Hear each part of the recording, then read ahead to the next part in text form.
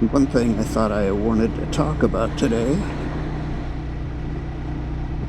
I mean, if I'm gonna be talking to myself, I might as well talk about something I'm interested in. And so,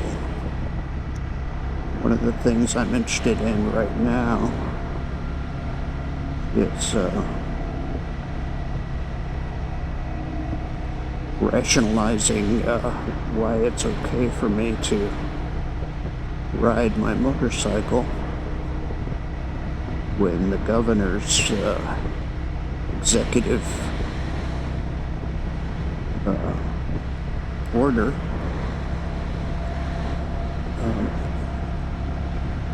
pretty much says, I think, that you really only should be driving around if you're going somewhere to get something necessary, like, say, groceries, gasoline, going to the pharmacy, get drugs, and going to a doctor's visit, maybe, doctor appointment, stuff like that. Essentials, I believe, is the word we use now.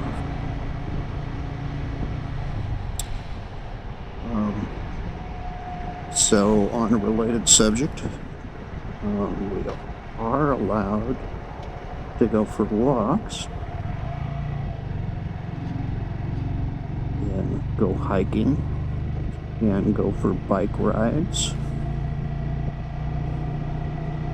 and so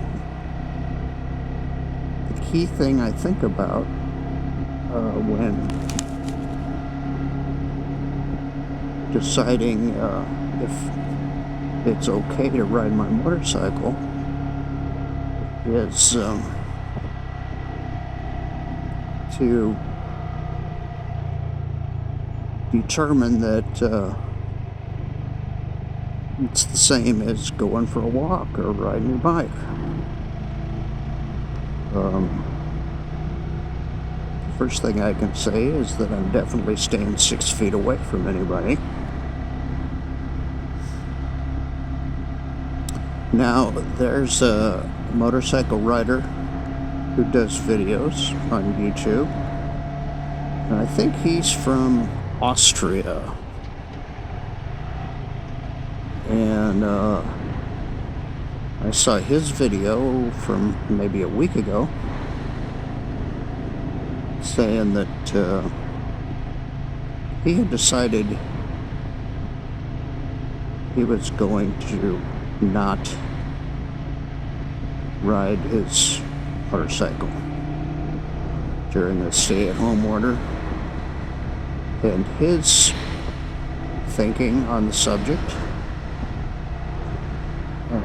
what he supported that decision with, was that if he were to get in an accident while he was riding his motorcycle, that then he would need medical treatment at a hospital. And right now, the medical community is on the verge of being in over their head, or already are over their head, depending on your location.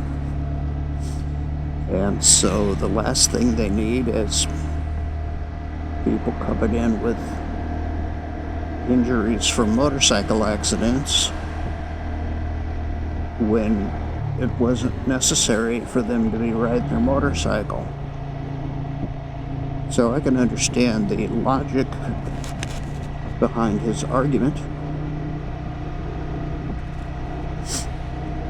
And if I wanted to have a counter argument, I could say that people going for walks, people hiking, people on their bicycles are also vulnerable to accidents in which they would end up in the hospital.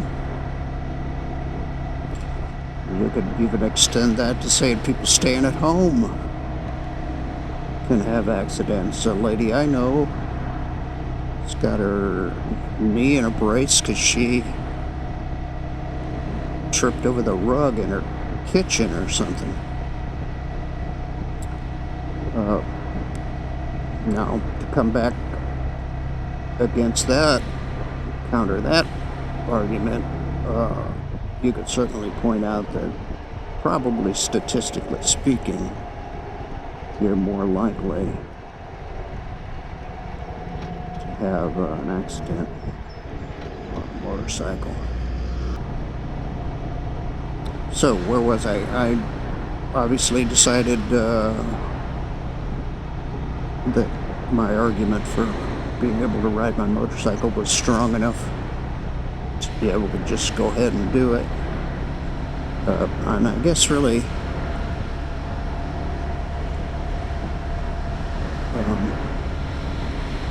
the bottom line for me is anybody being hurt by me riding my motorcycle, because if I really believed that it was hurting someone, I would be disinclined to do that, I think.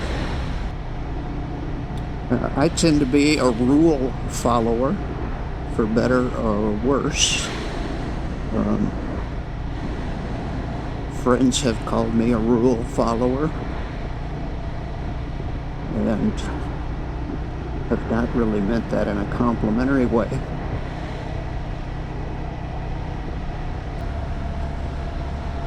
So anyway, why was I bringing up about being a rule follower? Well, obviously, it's because if I were really, truly a rule follower, I wouldn't be out here riding my motorcycle when I think the governor's rule is that I should be staying home unless I'm going to go for a walk, or go hiking, or ride my bicycle, or go to the grocery store, or go to the pharmacy.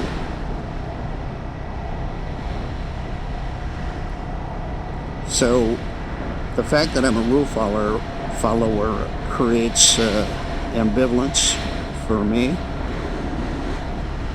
I can make the decision to ride my bike today, but it doesn't mean that I don't end up with mixed feelings about that decision. Okay, the highway is here, 143. And I didn't really feel like riding on the highway today, but nevertheless, here I am. So I guess I'm going to make a quick U-turn, head back. On another subject, this housing development very near here. Oh, there's somebody on their bike. They thought it was okay to ride their bike. Of course, he might be on his way to the pharmacy.